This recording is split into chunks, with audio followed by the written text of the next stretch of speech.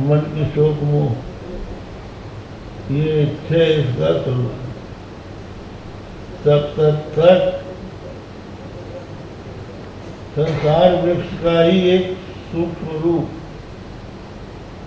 यह पिंडे तक ब्रह्मांड के अनुसार शरीर में 7 धातु हैं। त्वक, रक्त, मांस, मज्जा, अस्थि, मेद और अंत में वीर्य। ये 7 धातु जो हैं, ये संसार वृत्ति 7 क्षार है। सप्तत्वक, अष्टविटपः, भूमि रापो नलो वायु, खम मनो बुद्धि रेवचा, अहंकारेति में भिन्ना प्रकृति रचना। भगवान की अपरा प्रकृति है। भूमि 1, वायु 2, भूमि रापो नलो और अनंत 3 अग्नि, और आप माने जल।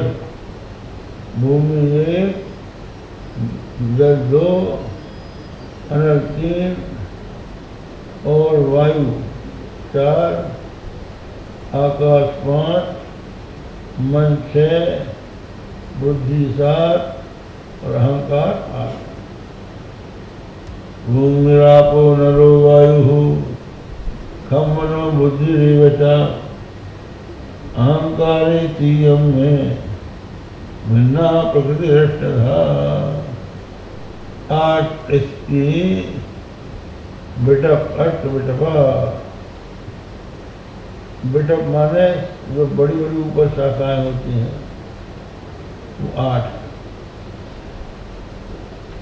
और जिखगा 2 पक्षी, जिखगा। एक वृक्ष में है 2 पक्षी और एक भोगे, एक रहे अरक्षी। एक संसार रूपी वृक्ष की शरीर रूपी टहनी में 2 पक्षी बैठे हैं, एक भोगे, एक रहे अरक्षी।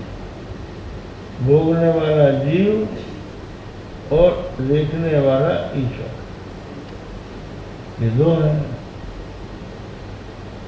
दुखयो झादि वृक्ष। इसी को रामचरितमानस में वेद बोल रहे हैं। अव्यक्त मूल मनादि तरु त्वच, चारि निगमागम बने, सटकंद शाखा पंचविंश, अनेक पर्ण सुमन घने, फल जुगल मिल कटु मधुर मेरी, अकेली जिया चित रहे, पल्लवत फूलत नवन नित, संसार विटपन मामये। अव्यक्त मूल, अव्यक्त प्रकृति इसका मूल है। ये अनादि तरु है, तब से ये कोई ठिकाना नहीं। वही सब बातें हैं। इस तरह से ये संसार एक वृक्ष है। क्यों बताया? संसार वृक्ष को बताने का अभिप्राय क्या है, उद्देश्य क्या है? तो आगे बोलते हैं, त्वमेकैवास्य सतः प्रसूति, त्वं सन्निधानं त्वमनुग्रहश्च, त्वन्माया सम्यक्चेतसस्त्वां पश्यन्ति नाना न विपश्चिता ये, न विपश्चितो ये, पश्यन्ति नाना न विपश्चितो ये बतलाया कि त्वमेकैवास्य सतः प्रसूति, अष्टशतः सत्ता। तो ये पहले बता चुके हैं कि जगत की जो सत्ता है वो वास्तविक सत्ता नहीं है, परमात्मा की सत्ता से सत्तावान प्रतीत होता है। जासु सत्य का ते जड़ माया भास सत्य वो मोह होता है। अब जैसे रस्सी में भ्रम से प्रतीत होने वाला सर्प, हम कहते हैं सर्प है, ये है किसका है? सर्प का नहीं, रस्सी का है। और रस्सी है, ये रस्सी का है नहीं है, रस्सी के अधिष्ठान चैतन्य का है। तो सर्वत्र जो कुछ अस्तित्व दिखाई पड़ता है वो अधिष्ठान का अस्तित्व है, जो अध्यात्म में आरोपित हो जाता है, प्रतीत होता है। तो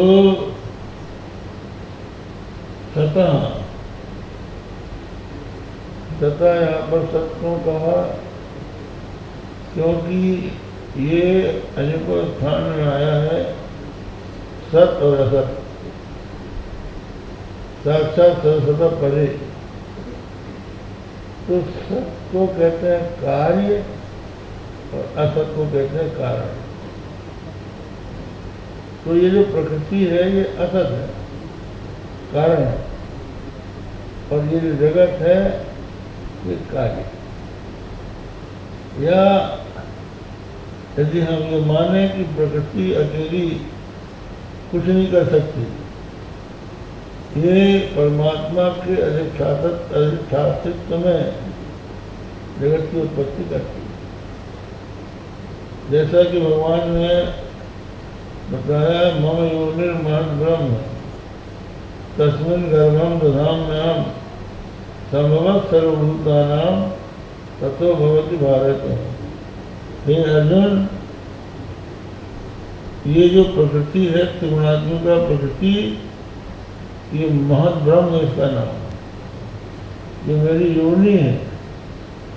जब इसमें मैं अपना गर्भ धारण कराता हूँ तब सब प्राणियों की उत्पत्ति होती। गर्भ धारण क्या है?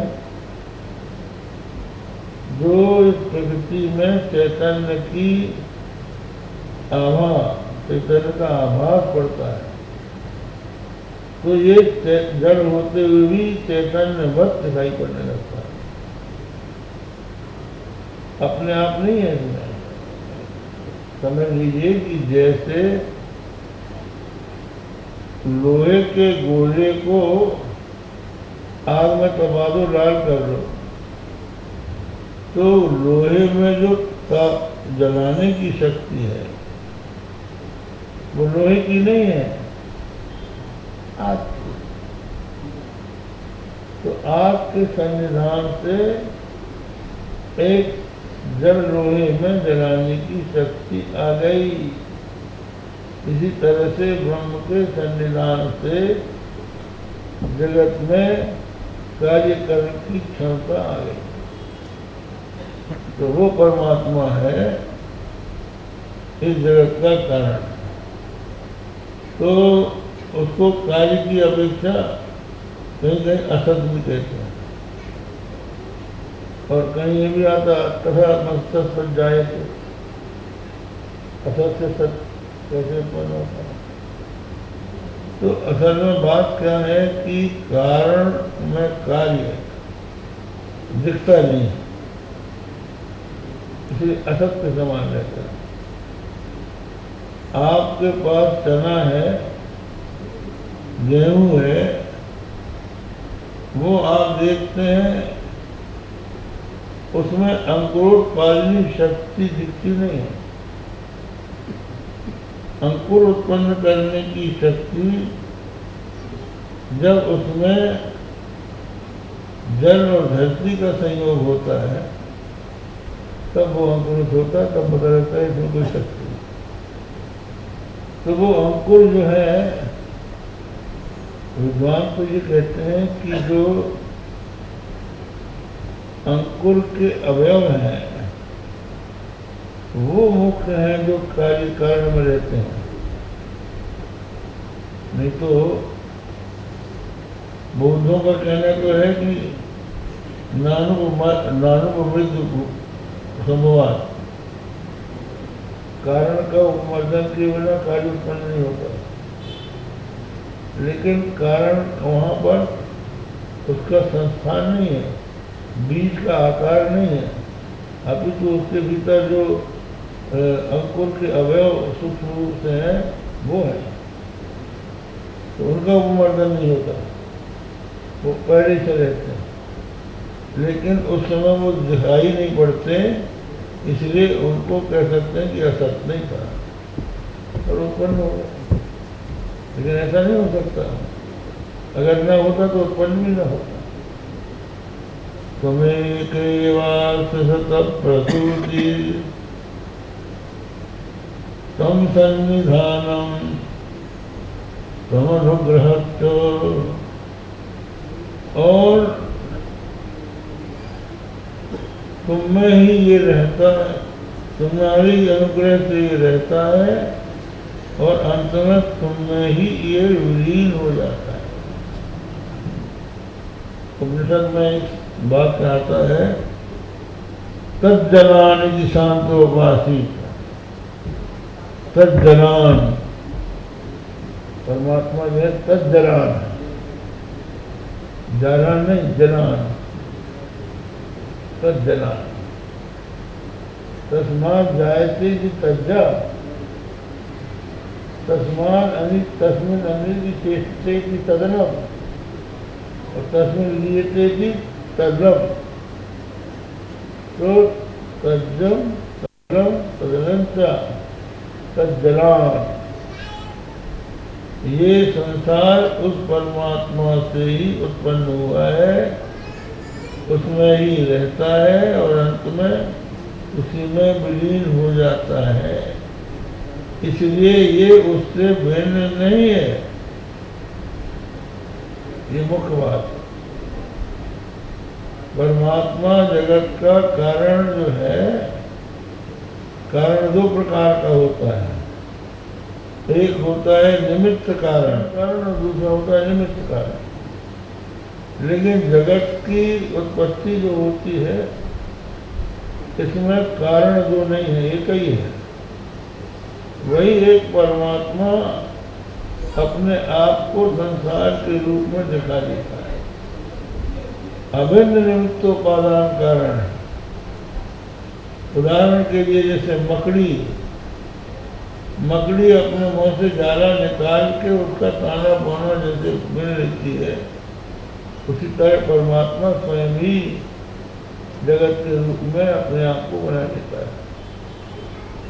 तो जो जिसका कारण होता है, कार्य उससे भिन्न नहीं होता।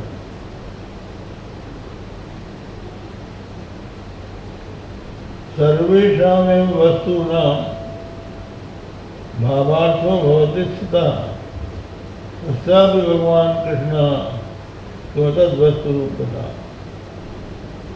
कहते हैं जितनी भी वस्तु है उनका भावार्थ उनके कारण में रहता है। घड़ा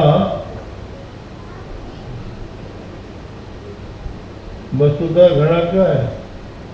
घड़े का घटक तो क्या है? मिट्टी है। और मिट्टी का मृत्तिकात्व जो है वो जल है, और जल का जलत्व तो है अग्नि, अग्नि का अग्नित्व तो है वायु, वायु का वायुत्व तो है आकाश, आकाश का आकाशत्व है आत्मा। ये आत्मा में जाने टिकेगा, वहीं से ये उत्पन्न हुआ है। अब कैसे समझें? आप समझ लीजिए प्रतीति कैसे होती है। दो हाथों के बीच में क्या है? अवकाश, आकाश। तो आकाश होगा तो दोनों मिलेंगे, एक दूसरे से छट गए तो ये वायु हो गई, और दोनों को रगड़ दो तो हाथ जलने लगेगा, वायु से अग्नि हो गई, जलने लगे थोड़ी देर ठहर जाओ तो पसीना आ जाएगा, तो अग्नि से जल पैदा हो गया, और पसीने को थोड़ा हवा में छोड़ दो तो मैल बन जाएगा, तो जल से पृथ्वी हो गई। ऐसे ये संसार है, इसमें उलझ जाओ। पृथ्वी जो है जल से भिन्न नहीं, और जल अग्नि से भिन्न नहीं, अग्नि वायु से भिन्न नहीं, वायु आकाश से भिन्न नहीं, और आकाश जिस परमात्मा से उत्पन्न हुआ उससे भिन्न। इसलिए सब कुछ परमात्मा का ही स्वरूप है। त्वमेकैवास्य प्रसूति त्वं सन्निधानम, आप में विलीन होता है। त्वमनुग्रहश्च तन्माया समृद्ध चेतसत्वम, आपकी माया से जिनका ज्ञान ढल गया है, जो संसार की प्रत्येक वस्तु जो है वह हम लोगों को 5 रूपों में प्रतीत होती है। अस्थि, भाति, प्रिय, नाम और रूप। अस्थि का मतलब है, भाति का मतलब मालूम पड़ती है, और प्रिय है नाम और रूप। अब आप देखिए हर चीज का, चाहे वो कोई वस्तु हो और चाहे कोई मनुष्य हो, उसमें भी अस्थि। जैसे अटल टनल जी है, अटल टनल जी का भान हो रहा है, अटल टनल जी का प्रिय है, अटल टनल जी नाम और रूप। इसी तरह से हमारे व्यास जी हैं, तो व्यास जी हैं, व्यास जी मालूम पड़ते हैं, व्यास जी प्रिय हैं, व्यास नाम और व्यास, ऐसे तीसरा होता है। सब जगह अस्थि, भाति, प्रिय, नाम, रूप, चाहे वो मनुष्य हो, चाहे पशु हो, चाहे पदार्थ हो, सब तो 5 अंग हैं। उनमें से अस्थि, भाति, प्रिय तो एक सा है, और नाम रूप बदलते जाते हैं। अब उनको दूसरे दृष्टांत से समझिए। एक वृक्ष है, गाछ, तो गाछ को हम लोग वृक्ष कहते हैं संस्कृत में। तो अभी उसका नाम गाछ है, वृक्ष है, वृक्ष है, वृक्ष मालूम पड़ता है, वृक्ष प्रिय है, वृक्ष नाम, वृक्ष रूप। अब वृक्ष को काट दो, टुकड़े टुकड़े हो गया, तो वृक्ष नाम नहीं होगा, और लकड़ी हो गया। लकड़ी है, लकड़ी का भान होता है, लकड़ी प्रिय है, लकड़ी नाम, लकड़ी रूप। और उसके बाद लकड़ी की बन गई कुर्सी, तो कुर्सी है, कुर्सी का भान हो रहा है, तो कुर्सी प्रिय है, कुर्सी नाम और कुर्सी। और कुर्सी पुरानी हो गई तो तोड़ ताड़ के चूल्हे में लगाया तो कोयला बन गई। तो अब क्या कहते हो, कोयला है, कोयले का भान होता है, कोयला प्रिय है, कोयला नाम, कोयला रूप। और कोयले को फिर डाल दो सिगड़ी में, तो राख है, तो राख है, राख मालूम पड़ती है, राख प्रिय है, राख नाम, राख रूप।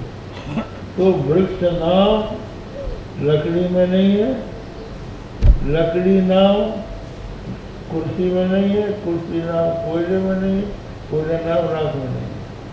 वृक्ष रूप, वृक्ष का रूप वृक्ष में है, लेकिन लकड़ी में नहीं है। लकड़ी का रूप कुर्सी में नहीं है, कुर्सी का रूप कोयले में नहीं है, लकड़ी में नहीं है, लकड़ी का रूप कोयले में नहीं है, कोयले का रूप राख में नहीं है। लेकिन अस्थि, भांति, प्रीति सब में है। अस्थि का मतलब है सत, भांति का मतलब है चित्त, और प्रिय का अर्थ है आनंद। सत, चित्त, आनंद तीनों को मिला दो तो सच्चिदानंद।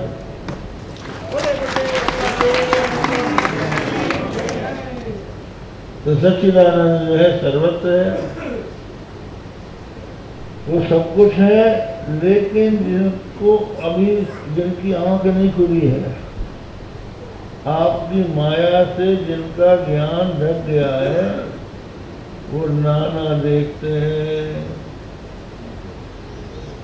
नाना नाना देख रहे हैं कि ये अलग है, ये घट है, ये बात है, ये बात है। लेकिन जो विद्वान है वो मामा देखते हैं, ये नहीं है, ये नहीं है, ये नहीं है, ना वो रूप कुछ नहीं है, माँ माँ माँ बस सच्चिदानंद। इस तरह से सुखदेव जी बता रहे हैं, त्वमेकैवास्य सतः प्रसूतिः त्वं सन्निधानं त्वमनुग्रहश्च तन्माया संविगचितत्वां पश्यन्ति नाना न विपश्चितो ये। जो विपश्चित है, विपश्चित माने जिन्होंने विचार के द्वारा वस्तु का साक्षात्कार कर लिया, वो नानात्व नहीं देखते।